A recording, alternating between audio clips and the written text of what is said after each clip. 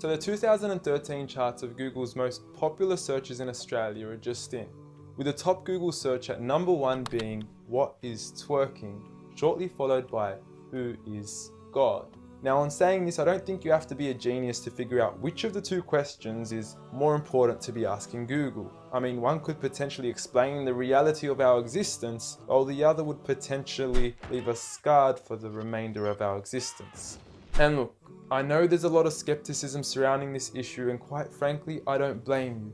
I mean, the meaning of God has been thrown around so often we forgot what it means. From some Zeus-like man in the sky with a big beard, to Thor, to a half-animal, half-human creature, to Kanye West shamelessly producing a track titled "I Am God" on his album Yeezus, to Eminem then self-proclaiming himself as the rap god, a new brand of clothing titled "I Am God", and who could forget Justin Bieber and his Believers. You affectionately refer to your fans as beaners. No, believers. And now I understand that most of this may be exaggerated, and many of these examples are mere semantics and plays on words that are probably being taken out of context, as let's face it, nobody actually believes in Bieber, and I highly doubt that Kanye West considers himself a god. When someone comes up and says something like, "I am a god," everybody says, "Who does he think he is?" I just told you who I thought I was, a god. And now Kanye West smashes his head into a street sign really, really hard. Oh! Kanye. Oh, Kanye. Kanye, you okay? Sounds like Kay's got a new hit. A god. That's who I think I am. Kanye, you okay? So with all these misconstrued definitions of God, the least I could do is help clear the water and help us finally find out who is God. Well, to begin, let's start with the things that we all agree on.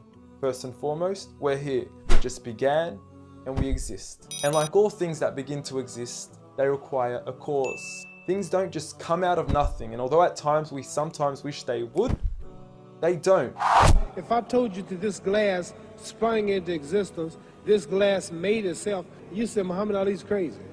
So in saying that, knowing the cause of us is crucial to understanding who God is. Although we are able to explain that we did have a beginning, as many leading cosmologists have affirmed, we are still left unanswered as to what was the cause of our beginning.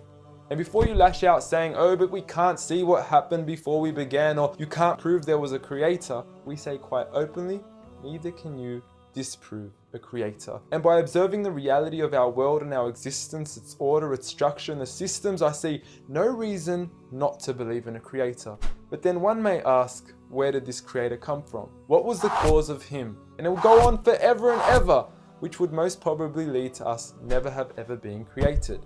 So for God to exist, he must exist without a beginning, therefore not requiring a cause, making him eternal. He should also be transcendent from his creation and not bound by any of the realms he had created, whether it is time, space, or matter. For instance, when Steve Jobs makes an iPhone, he doesn't become the iPhone, he is separate.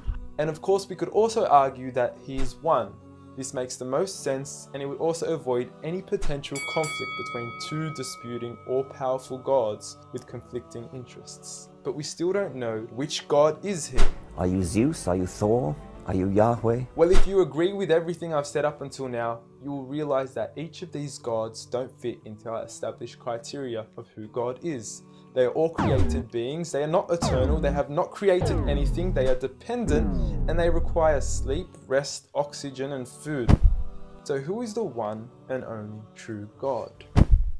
I present to you a God who is one and only, eternal, exists without a beginning, who was uncreated, requiring no cause for himself, yet being the absolute cause and creator of everything else. Allah. A simple definition of God that is logical and rational. There is nothing like him, no man, no creature, nothing imaginable. He is the one who is perfect, although I don't like using the word perfect because our understanding of perfection would never encompass his true essence. He is in control of everything, whereby nothing can harm us unless he wills it. He is the all-knowing, the all-hearing, and unlike our friend Kanye, he is the all-seeing. Many of us would then argue that although these verses do provide a logical and sound concept of God, how do we know that these words are indeed the words of God? Well, first and foremost, the Quran isn't just any book. It was revealed over 1400 years ago as direct revelation from God to the final prophet Muhammad, peace be upon him, and was sent as the most eloquent piece of literature to before mankind. Revealed at a time where poetry was rife and to a population housing the best of poets, only to leave them speechless and at a loss for words. Now, what is important to note is that the Quran doesn't fit in any of the known classes of poetry nor prose. Rather, it is a fusion of both that even to this day shake the hearts of Muslims and non-Muslims alike. It's almost trance-like. I mean, you can hear it's very euphonic. I mean, there's a lot of internal rhyme and end rhyme, and the rhythm is not predictable. And it's beautiful. Even to this day, the Quran remains incomparable and stuns humanity with its accurate references to science and history, from accurate descriptions of the human embryo to historically accurate references to the different rulers in the different Egyptian dynasties. And no matter how many times people will try to discredit the Quran on its authenticity, it remains standing. Will you please, at the very next science lesson, get some salt water, get some fresh water, and mix them and see what happens? The Quran says 2 seas, not 2 cups of water. And to those that doubt it is from God, the challenge is simple. Bring forth something that can compare. And now, although this challenge has been attempted multiple times throughout the past, history has witnessed that no man has been able to rival the Quran. But does this challenge still apply today? Well, we could surely put it to the test, and who better to choose than the self-proclaimed rap god. Call yourself the rap god. Eminem, dubbed the best of his time, being incomparable with anyone in his league. The last thing the world needs is another me. Now, if we compare the works of Allah with the works of Eminem, we are left with this. Slickety gibbity hippity hip hop, rappity rap, packing a mac in the back of the act, pack, back, rap, yak, yakety yak, yak. At the exact same time, I attempt his lyrical acrobat stunts. Look, content-wise, I don't know. However, we can't deny that lyrically he is impressive. He has rhythm, rhyme, style, alliteration, and assonance. A short video online even indicates that in one of his songs he almost made every second to third word rhyme. But how does he compare with the Quran's smallest chapter of 3 verses, Surah Al-Kawthar?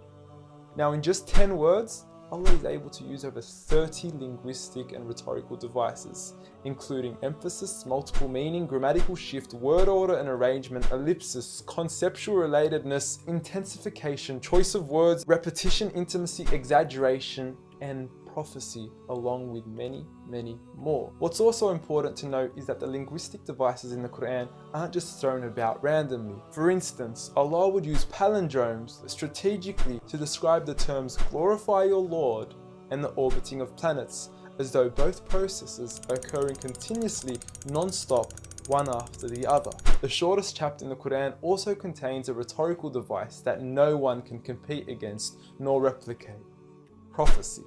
At the end of the first verse, Allah promises Muhammad, peace be upon him, that he would be given abundant good at a time when he was at one of the lowest points of his life, with a small amount of followers and low social status. He had even just lost his son, and his enemies were taunting him with cut-off lineage and progeny, yet Allah was promising him abundant good at this time. Such was the prophecy of the Quran, and we certainly indeed see its fulfillment today. With the Quran being the most recited, memorized and practiced book across the entire world, with over 1.6 billion followers today from all walks of life.